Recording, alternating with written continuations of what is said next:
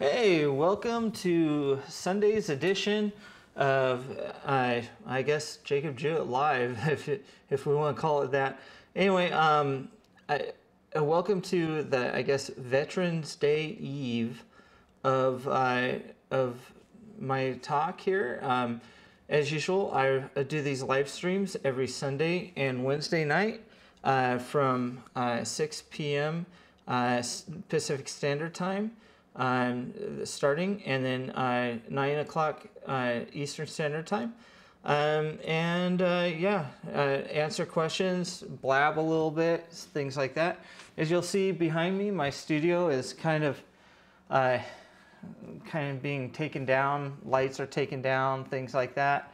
And I'm working with like the bare minimum that I need to do a live stream, just because my company is going to move me basically across the country, and so I'm in the process of going ahead and packing up and stuff like that. I probably got another month, maybe 2 months before I actually take off. But you know, me and my wife, when we moved into this house, we waited till the last minute to get packed and all that stuff, and it's just a bunch of pain. So we're actually in the process now of getting packed up and just getting ready. And that leads me to the other thing. I will probably be in the next 2 weeks, 2 to 3 weeks, going back out East Coast to visit and do like a transitional period kind of thing. So while I'm doing that, I'm also going to try to do the live streams there as well. But I'm going to probably try something a little different than what I've previously done as far as, live streams. Last time I tried to do a laptop setup, and I brought a microphone with me and stuff like that, and did all right, but hotel internet blew big chunks. It was the worst connection I've ever had, and halfway through the stream I realized I wasn't even actually streaming anymore, so it was kind of ridiculous. But anyway, for tonight's topic, I decided I'd talk about basically the history of IT at the corporate level and at the small business level. Again, I'm open to questions. I'm going to leave the questions the chat feature of this live stream. If you leave questions on that, I'm more than happy to answer. And even if they're off topic, I don't really care. If they're that's what this live stream is for, is to answer technical questions or questions about the industry or A+ or Net Plus or any kind of questions like that. Pretty much what I'm going to cover tonight is I recently attended a VMware vMug user group. I do this every quarter. Matter of fact, the guy that's the leader of my local vMug group, I a lot of times assist him with getting those meetings going and stuff like that, or acting as a sounding board to some of his ideas and stuff like that. So it's kind of fun to do. You'll find that when you get into the IT industry that you want to join these kind of user groups, because that's where you really find out about new stuff coming out, and it may work great for your use situation and things like that.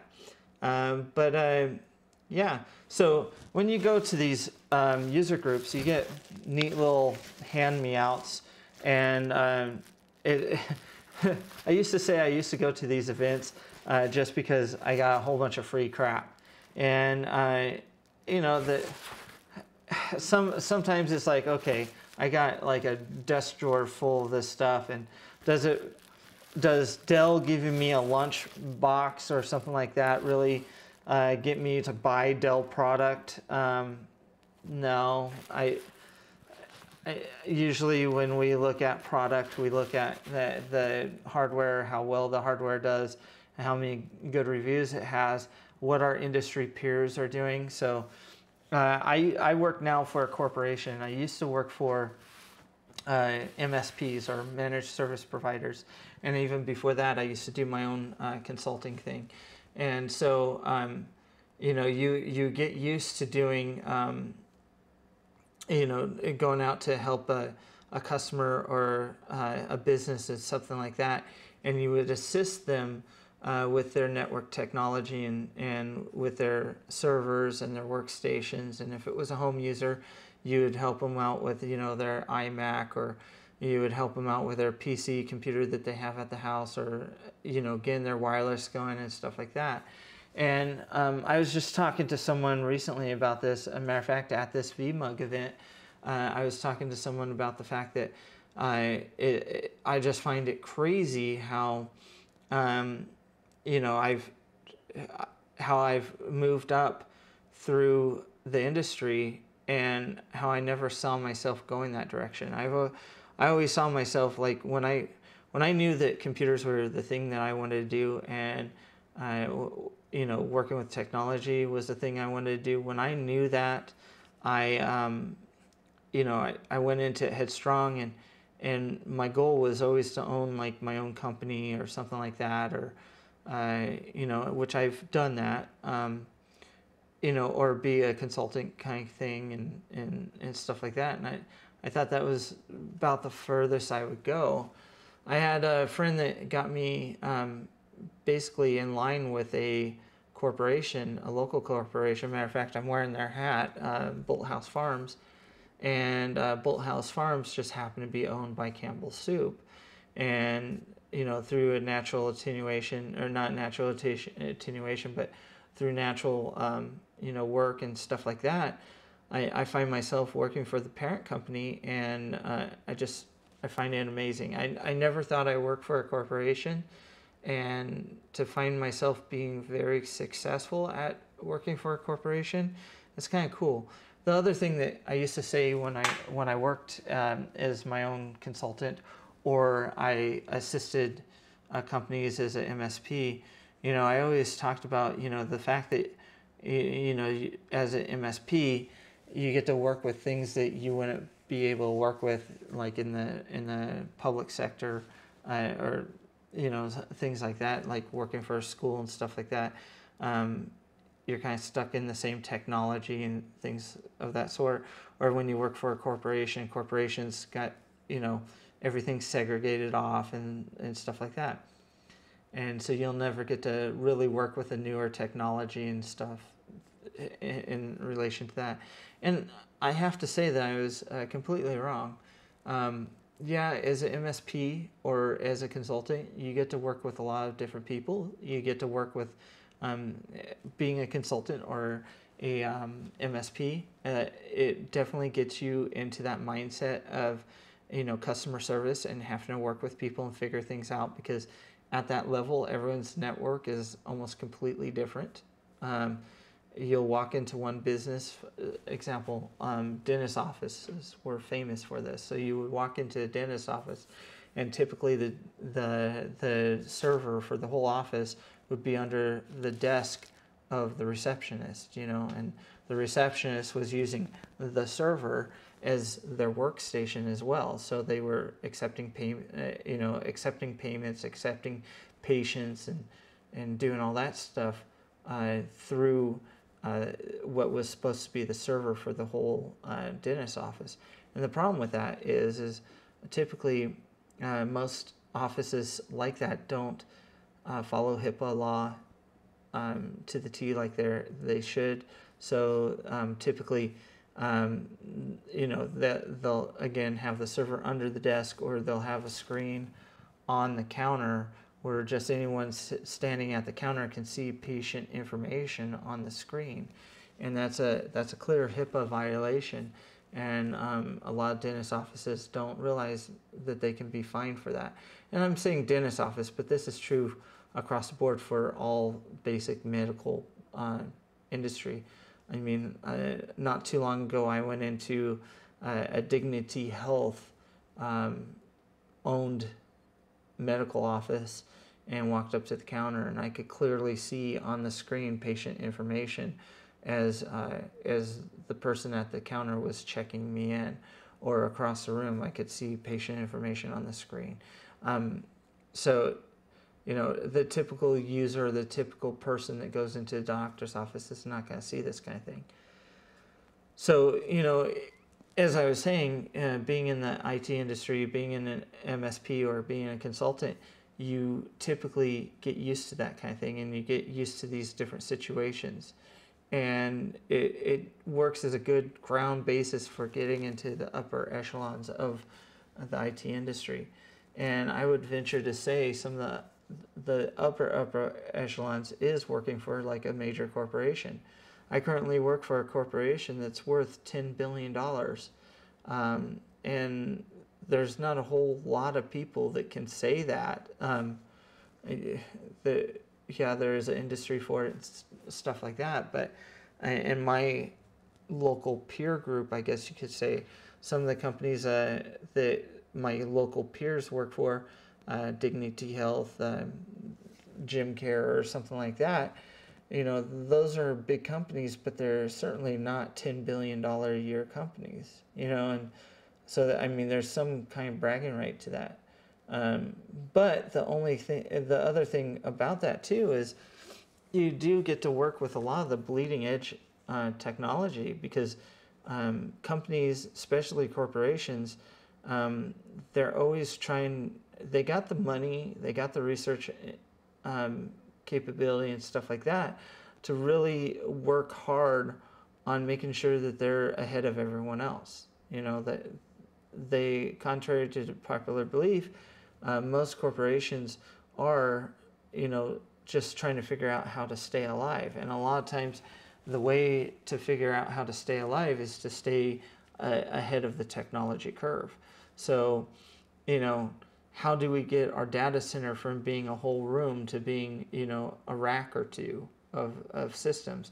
And then how do we get our data center from being a rack or two of systems to being, 5 or 6 U of rack space? Or eventually, how do we get our network online? How do we get it in the cloud? And how do we protect our information in the cloud? And how do we protect our users from themselves? There's a whole bunch of stuff that happens in the enterprise environment that doesn't happen in the MSP level or managed service provider level, or even in the consulting level when you're working with small businesses and homes and stuff like that. So, there's people I know that have managed service providing companies or do work on systems now, and they're going into these businesses and selling a small business a server, and they're setting up that server to be a file sharing server. They're setting up that server to do like exchange features and stuff like that, which is all fine and good. But the problem is a lot of times you're wasting that company's money, because a lot of features that a company could use in, like, let's say a small SMB or small to medium business server can now be provided as a cloud service, especially if they have the internet connection for it. You'll still have other businesses that don't have like the internet connection for it and will benefit from like an on-prem solution, right? But in the different levels of IT that you get into, you get more experience, you get to work with new things, and again, you get to go to these user groups like VMUG. And at this particular one, this VMUG was sponsored by Dell. So we got a whole bunch of free Dell crap, if I could get it into the camera. So a bunch of free stuff. So I got this nice little lunch bag, which is kind of cool. But then in it, you get free tools. So you get, for example, this fun one is, this thing is literally a flashlight. If I open it up, this is kind of cool. It's kind of grotesquely, overbuilt free crap, I guess you could say. But it's a flashlight. It has a flashlight on the back, depending on how you press the button. And then in it, it has like a Swiss Army knife kind of setup of different screwdrivers and stuff like that. So, you have that. And what's kind of cool about it is you can take it out all the way like that, and it becomes like a huge freaking screwdriver, which is kind of cool. I mean, for free, you can't really complain too much. And if you see there, it has a bunch of different tools on it. So that one was provided by Dell EMC, which is kind of funny that the guy from Dell EMC didn't know how to answer me because, you know, for the company I work for, I do vulnerability management testing. And sometimes if you run across things in their technology that you may have at one site or another, and you'll find these issues, and then you'll talk to the guy that's supposed to be the salesman or the engineer or something like that, and they don't do too good of a job of explaining their technology, especially when you go to them and you talk to them about, for example, an issue that you've ran into, and sometimes they don't know how to answer. Another company that was there was a company called Arista, which builds network switches. Their competition to CompTIA, or not CompTIA, I'm sorry, to Cisco. And they had this cool shirt that had the switch on the front, you know, and on the back, so you look like one big stack of switches, which is pretty cool. I like that. Free shirt, that's pretty cool. And yeah, well, I dropped one thing here. As always, you get the good old USB drives that they give you. This is a 2 gig, I think 2 or 4 gig bottle opener / USB drive. And what's kind of funny about this stuff, I'm always hesitant to use these things because a lot of these are made in China, and you may be saying to yourself, well, Jacob, that's stupid. It's a USB drive. It's free. Just enjoy it. But the problem with this is there's been a lot of cyber attacks that have been started with USB drives. For example, there was a denial of service, or not exactly not denial of service, but there was a PLC attack that was done by our U.S. government on the Iranians. This is well publicized. And the way that they basically got this infection into this nuclear power facility where they were trying to enrich uranium and use centrifuges and stuff like that. And our U.S. government killed a whole bunch of centrifuges in Iran at one point. And the way they got the infection into the facility, because the nuclear enrichment facility was completely cut off from the internet and all that stuff. The way they got the infection in is they literally randomly dropped these USB drives throughout in the facility, from outside of the facility. And what ended up happening is one of the technicians for this enrichment plant picked up one of the USB drives that he found on the ground outside, and it had the infection on it. So when he went to work and he decided to plug that USB in, it infected their control systems through a series of network connections, and burn up the centrifuges, basically setting the Iranians back quite a period of time. And you know, what's funny is the infection that was done by the U.S. government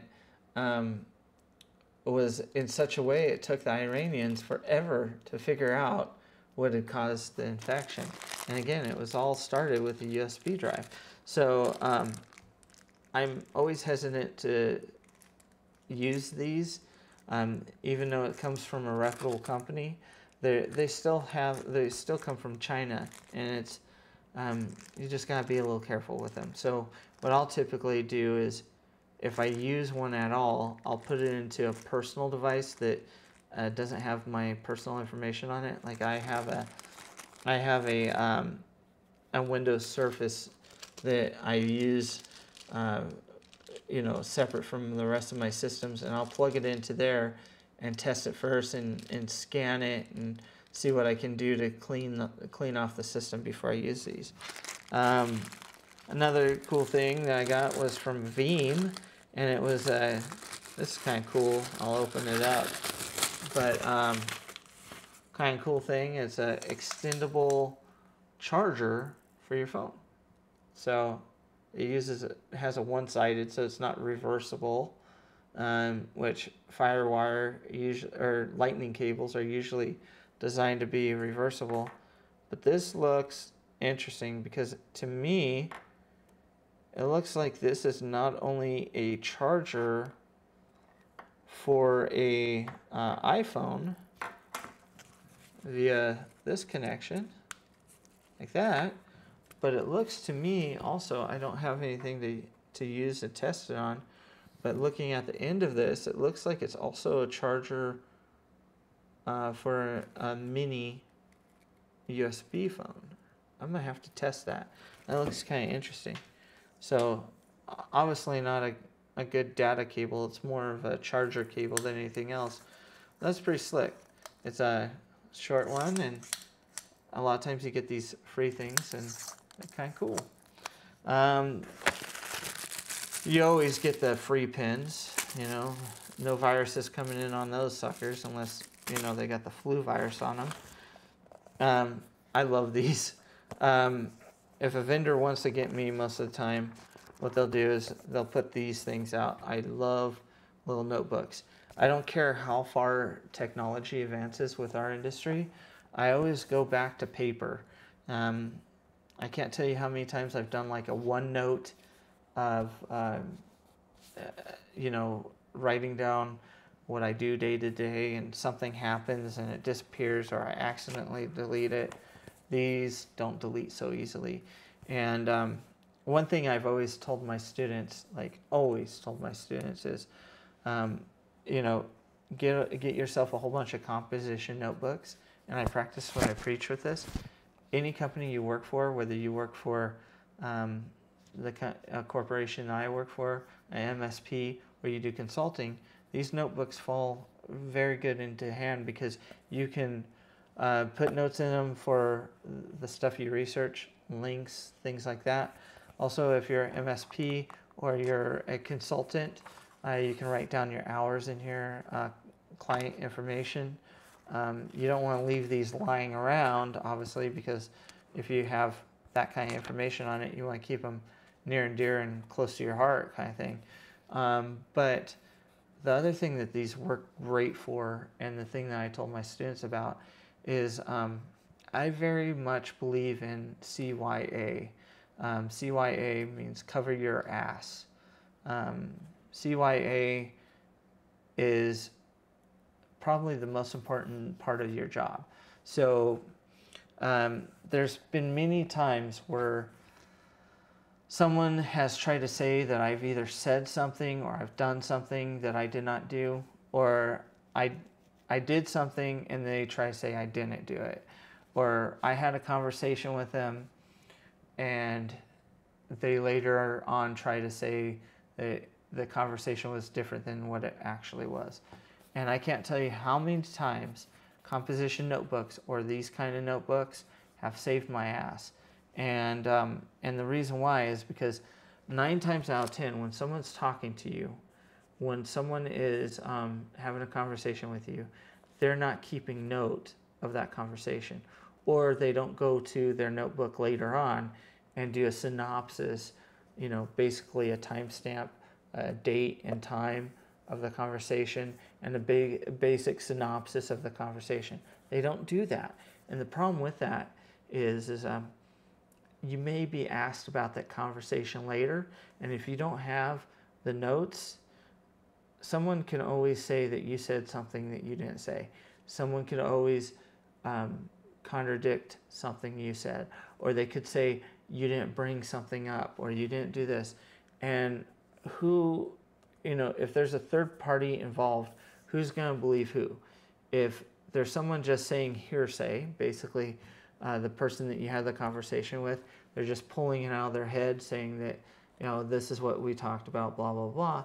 Or are they going to believe someone that actually took notes, has timestamps, and knows like a very, very good synopsis of what happened. I will tell you that these win out every single freaking time. And the reason why they do is because this will spark your memory more than anything else out there. So always carry around with you a CYA book.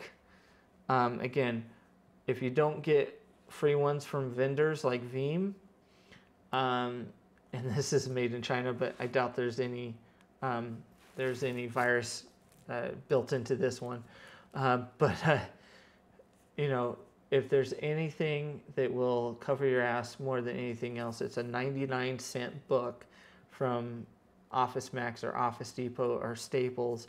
Usually they sell those composition notebooks, the college-ruled composition notebooks, for like $1.50, and it will cover your ass so good it's not even funny. The other thing that I use too, if I don't use a composition notebook, is I use what's called a log book. And believe it or not, the company I work for, at least the company I currently reside at, they provide logbooks for free. All I have to do is go to MRO and ask for a logbook, and they'll give me a logbook. And I use that thing all the time. I have them. I can't tell you how much they cover your ass. So there's that. Believe it or not, I'm going somewhere with all this nice luggage bag tag, you know, free stuff. Maybe advertising Veeam a little bit, but you know, it's a luggage tag. Those things come in useful. This is one of those new phone socket things, or pocket socket, or I don't know what the hell it is. Pop sockets, whatever. They're that new deal that, you know, all the millennials are using, where you got this little harness thing that holds your cell phone. This more than likely will go to my wife. Still something free. So what the heck? Here's another cell phone deal. This is kind of cool. This is again from Veeam. This is has a nice little thing for cards, holding cards on the back, and then it looks like stylus, coin, whatever. Anyway, it says that it'll hold stuff. It goes on the back of your cell phone. It has a ring on the back that acts as like a way to hold your phone without losing it. Also acts as a stand for your phone. So you put that like that, and it'll stand your phone up.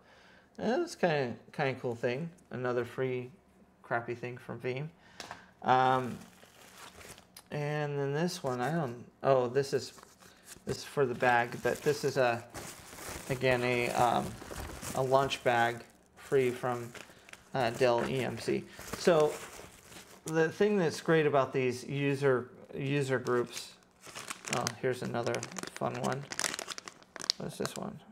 Oh, that's another charging cable, a universal charging cable from Arista. Cool stuff.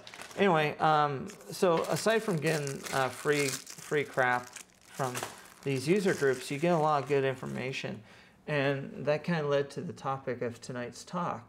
And what I mean by that is, when I got in the industry and I started first doing consulting and then working as an MSP and stuff like that, we worked with a lot of small businesses, especially when I ran my own company during the years of 2006 to 2008. I worked with a lot of companies where, and I see a new viewer. So let me add this real quick. If you have any questions, please feel free to leave your questions in the chat section of this video. This video is live, and I'm more than happy to answer any IT-related questions that you may have, whether they're industry-related or they're CompTIA test-related or anything like that. If I can answer the question, I certainly will. If I can't answer the question, I will find you the answer. And what I'm talking about tonight, aside from questions, is I'm talking about user groups in the IT industry.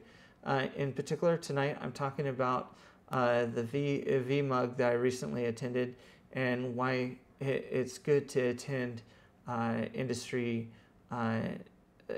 basically to attend these user groups, because they're always great. So again, feel free to use the chat section if you have any questions. I'd be happy to answer them. Anyway, back to it. So yeah, so these user groups are great because when I was working as an MSP, when I was working as a consultant, you would work with these small businesses or home users, and you get used to the same stuff. Typically, you go in and, you know, an office user is using a computer they picked up at Best Buy or something like that. So, you know, you have to like correct it, tell them, you know, that they should be using this and that, whatever. But you get stuck into the same cycle. What's really nice about these user groups is these are groups where you actually go and you learn about the new technology. Yeah, you have salesmen there giving you free stuff. You got people there trying to, you know, sell you on stuff. But in between the lines, in between sales pitch and sales pitch, you find out about new technology that you didn't quite think about on your own, or you find out where these companies are going. For example, Dell EMC, they are going into a new direction with V-Rail. And V-Rail is a new technology that's pretty cool, where it uses all solid state storage, and you get 3 of these head units. And that's the funny part. So they tell you, oh, we only use 1 or 2 U of space in your server rack, but guess what? In order to make this work the way it needs to work, we actually want, you know, 6U, and we want 6U because you gotta get 3 head units at least to make this system work. And when you do the math on that easily gets you up to like $60,000 to $80,000 just as a base price on their device, because again, you're buying like 3 head units to make this system work the way it's supposed to. But you know, it's funny how when I got into this industry, if I was talking to someone about, you know, a SAN, okay, so if I was talking to someone about a storage area network, you know, you were talking about needing switches, you were needing, you know, multiple servers, things like that to actually have a full SAN, right? If you had a NAS or something like that, a network area storage device, if you had something like that, yeah, you could have a server with like a RAID 5 or a RAID 10 on it and protect your information, but it was still one server. Now we're working with things called vSANs, and we're working with V switches, and we're working with V servers, and we're working with all these different things. And it's funny because you can have a corporate level network with 3 devices. I mean, it ties all the information together. It makes it easier to build your systems. They're faster, you know. In today's day and age, if you go buy a company, a Dell server, and that's all you buy for the company, and you put it into the office, let's say you got a small business user case, and you go and buy a Dell server, and on that Dell server you put Windows Server 2016 on there. Realistically, if you just put file server on there and you put, you know, SQL or something like that, and you tell the customer, well, that's all I can put on that server, you're kind of cheating yourself out of a sale, and you're also kind of cheating the customer out of, you know, a good investment, because with the way we have virtualization and everything nowadays, you could get one server to act as, you know, 10 different separate servers, and they can all act independently of each other, and no one would be the wiser. And what's cool about that is, in the industry, we've always suggested that you should never use one server is like your end-all be-all device. For example, you should never run one server and have Active Directory, DHCP, Exchange, SQL, Internet, web server. And all. Well, I'm basically describing what would used to be called Microsoft Small Business Server, but we've always said that the best practice in the industry is not to have all your services on one server, because if that one server fails, then you're stuck. If that one server fails, then your business can go down. So we've always said that you should, number one, back up your information, back up the best you can to bare metal, and you should always, HA your stuff, or high availability your stuff, have some kind of failover or some kind of redundancy in your stuff. And if you're using physical servers today, if you're using multiple physical servers, for example, if you're trying to break up your SQL environment from your Exchange environment, or you're trying to break up,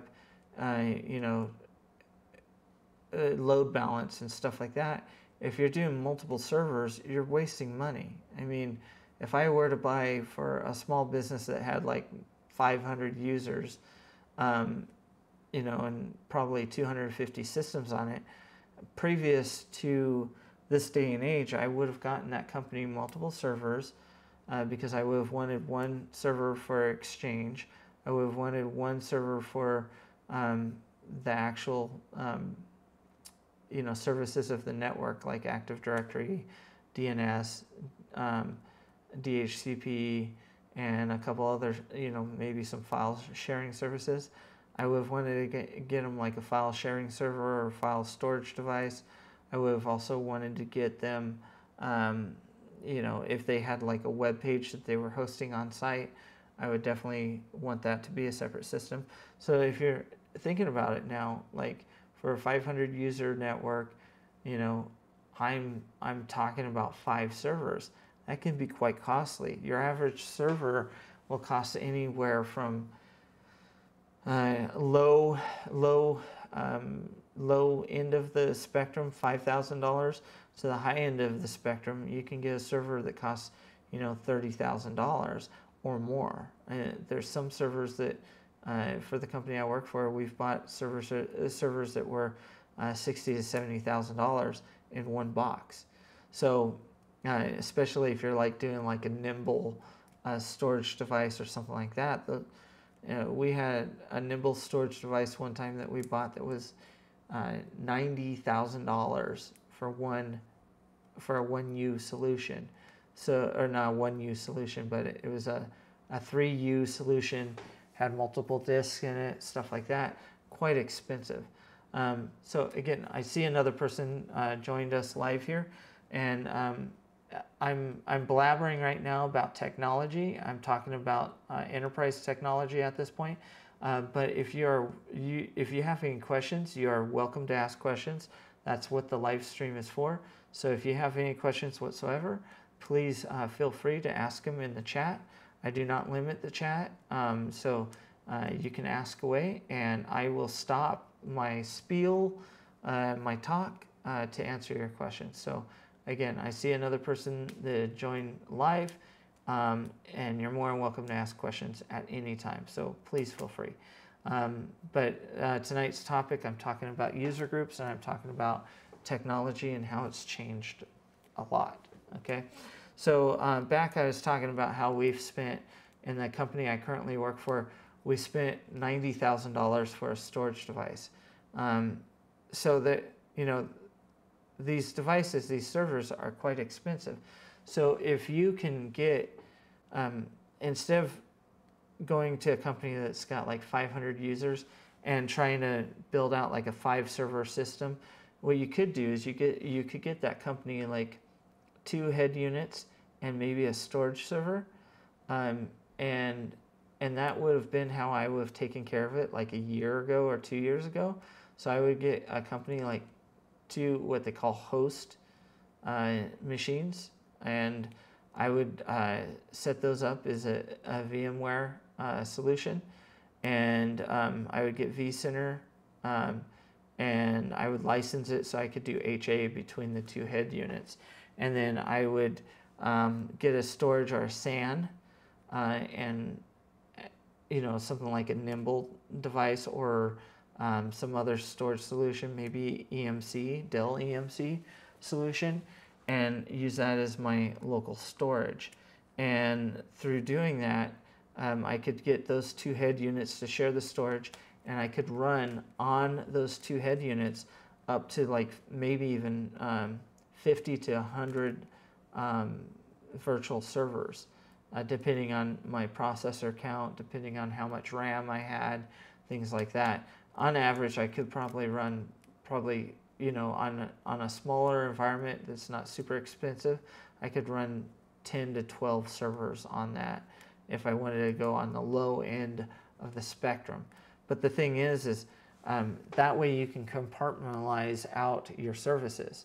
So if one virtual machine, let's say instead of having physical machines, you have multiple virtual machines, you could easily have, for redundancy of Active Directory, you could spin up 2 virtual machines to handle your Active Directory structure. Or you could spin up 2 machines that handle your SQL environment, things like that. So if one, for some odd reason, during an update failed, or for some odd reason got an infection on it, you could have the other machine take over. It allows you some redundancy. So it's always good to build that in. And to take your network environment, for example, the company I work for now, when I first worked for this company, they had, and this was 4 years ago, when I started working for this company, they had 3 rows of server racks, and all the server racks were populated. Our storage solution that we had for the company literally took one whole rack of servers, and not rack, but a row of racks. So a row of racks in this instance were, I think it was 8, maybe 9 racks in a row, and all that whole rack, which stood 42 inches up, and well, a little bit more than that. It was like, yeah, it was like maybe 52 inches up. That rack was totally populated with spinning disks, and it was our storage solution. In the time that I've worked with that company, we've gone from needing 3 rows of server equipment, storage devices, stuff like that, so now where we use basically a row and a half, and even less than that. Like our actual network solution that we have now, aside from like using iSeries or some kind of older technology like AS400 server, our storage solution went from taking a whole row of racks to now our storage resides in an area about this big. So if you can't judge that distance, our current storage solution takes what's called U's of rack space, and so we have 2 servers. There are 3 U each, so our total storage solution takes maybe 20% of one rack. Instead of taking a whole row of racks, it now takes literally 20% of one rack. And that's that storage solution literally can store more information than what used to be stored in a whole row of racks when I started working for that company. And when I started working for that company, I think we had like a max capacity of storage of like 70 terabytes, something crazy like that. Our current solution that again fits into a 6U configuration, that small area like this now can store 90, and when you use compression, it can store up to like 120 terabytes of information. And it's crazy. Some of the new technology that's coming out, like these servers from Dell EMC using vRail and stuff like that, They're using vSANs and they're using different technology where literally all your host computers, so like your guest computers or your guest servers and all that stuff, you can host, I think they said something like 100 virtual machines or 150 virtual machines in their solution, and something like 120 terabytes of information. All that stuff built in one unit, and it uses maybe 9U.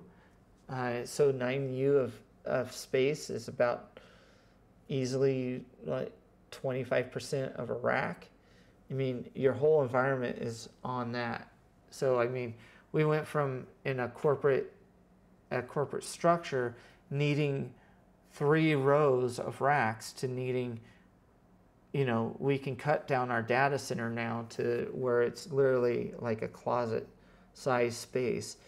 And I'm not talking about anything small. I mean, the current company that I support, or one of the companies I support, let's say one division has like 3,500 users, and we're supporting 3,500 users as if we have a major data center, and it all fits in maybe like the whole network.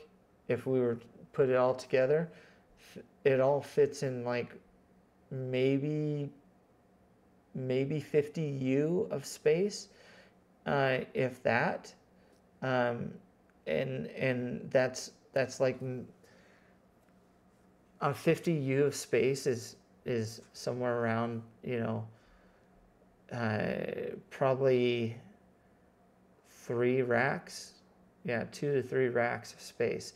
So the space we need and stuff like that is very small compared to what we needed before. And you can imagine all the savings you got from that. So all the savings you got from it, going from a server room or a data center that needed 3 rows of racks to where you only need 2 or 3 racks, that's quite impressive, because then your heating costs or your cooling costs go down, the energy costs that you need to run your system goes down. You end up saving the company a ton of money, And then in most businesses now, you don't even need those servers in that data center. You can now, if you have a fast enough internet connection, you can now use cloud services. I'm for and against cloud services. I use cloud services myself. For example, running this channel, I'm obviously using YouTube, but at the same time, I also subscribe to Microsoft's Office 365 business level, where it allows me to integrate some Azure services, such as Exchange, which they manage for me. I don't manage it myself, but there's different levels of things you can do. I say that I like cloud services and I dislike cloud services. I like cloud services because you're using someone else's equipment. I dislike cloud services because in most end-user license agreements, what they call EULAs, such as Microsoft's EULA and AWS, or what's called Amazon Web Services EULA, both of those EULAs basically say that you sign over your information to them. So the problem with that is when you sign over your proprietary information, they now own that proprietary information. Nothing's stopping them from one day clicking over a switch and they own all your data. The other thing I don't like about cloud services is you're beholden to them. Once you put your information into their infrastructure, you're beholden to that cloud service. So let's say you go with, in your discovery, you go to Azure. And now Microsoft's a huge company, and they're doing everything they can to keep their network up and going. But let's say you go to Azure and you eventually find out that, because of their ingress or their cost of putting your information into their cloud structure, or their degress, the cost of getting your information out of their cloud structure, or using their cloud structure, the data transfer in between. Eventually, when you went into this Azure structure, you were like, okay, we're going to save all kinds of money because we're paying for transfer, we're not paying for equipment. Well, the problem is some companies may have more transfer than what their equipment costs actually were. So sometimes going to the cloud is more expensive than actually owning the equipment. So let's say you do that and you discover this and you want to pull your information out of their cloud structure. Then you're hit with these major fees of doing so. So you're kind of stuck to their ecosystem, right? It's kind of like owning an iPad or an iPhone or an Apple Watch. I mean, once I bought an iPhone, once I bought an iPad, once I had an iWatch or a watch, an Apple Watch, I'm kind of stuck into Apple's ecosystem, right? Because if I buy music from Apple, I can only get my music on Apple devices. If I buy movies from Apple, I can only consume my movies on Apple devices or through their software. So I'm stuck to their ecosystem, right? If I were to go from an Apple device to a Android device, I would essentially, if I wanted to get the same access to all the information, I would essentially have to buy all the crap all over again. It's kind of like going from VHS to DVD. So the problem with ecosystems is you get stuck into their ecosystem. I think an example of this would be like Microsoft very soon. I don't think it's going to be charging for their actual operating systems. And the reason why is because they can sell you the Microsoft Store, and when you buy Microsoft software, you're stuck in their ecosystem. This is where all technology is going, right? Look at games. Okay, if you go and play games and you buy a game from Steam, you're stuck in Steam's ecosystem, right?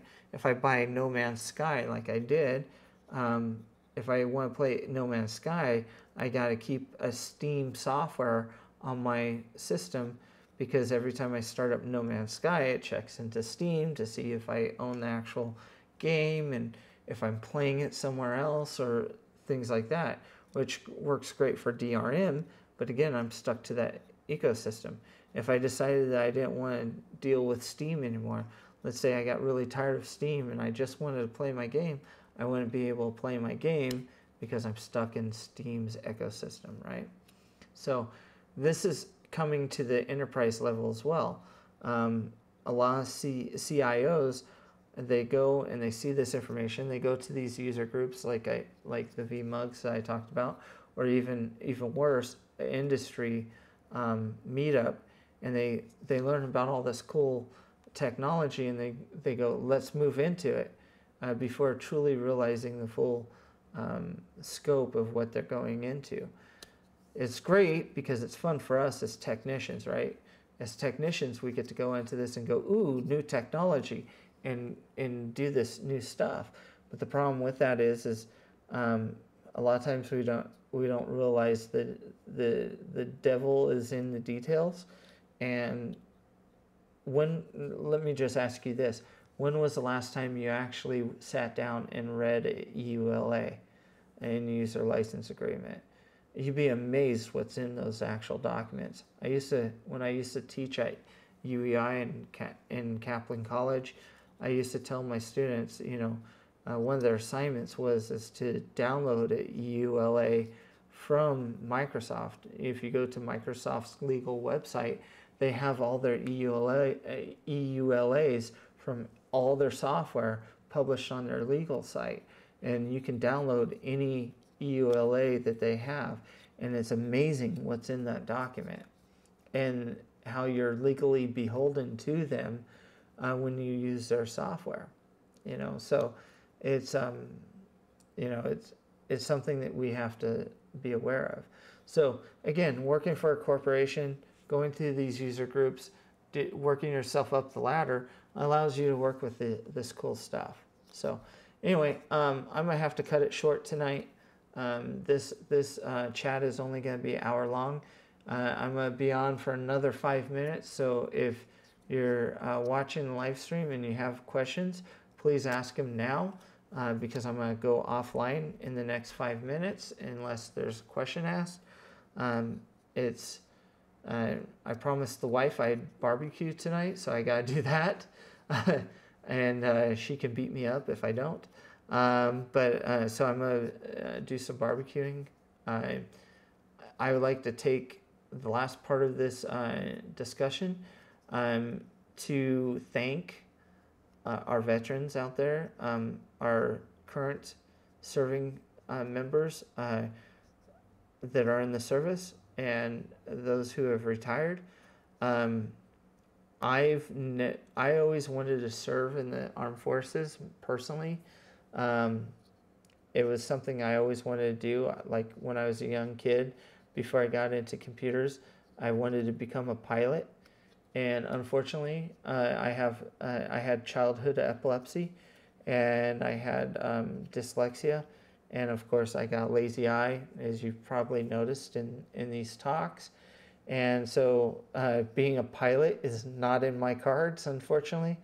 And also due to childhood epilepsy, due to a couple other things, I was never able to serve in the service. Not because I didn't want to. I can assure you when 9/11 happened, I got right in line trying to sign up. I figured after 9/11 they would take anybody. Unfortunately, that was not the case. So I never got to serve, but I appreciate those who have. I thank you so much for our freedom. I thank you so much for your service. I think our government and our people owe you everything in the world, and should never see any service member homeless, should never see any service member going without care. So tomorrow is your day. Tomorrow, November 12th, 2018, is Veterans Day here in the United States. And, I'm not getting a day off tomorrow. I don't want a day off tomorrow. I certainly hope that if you're a veteran, you got your day off and are getting your day off. But that day is for you. It's not for me to celebrate and have a barbecue. It's for the rest of us to thank you for your service. So thank you so much for your service. I appreciate it so much. It does not go unnoticed by me or my family. So thank you. Other than that, there is no questions so far tonight.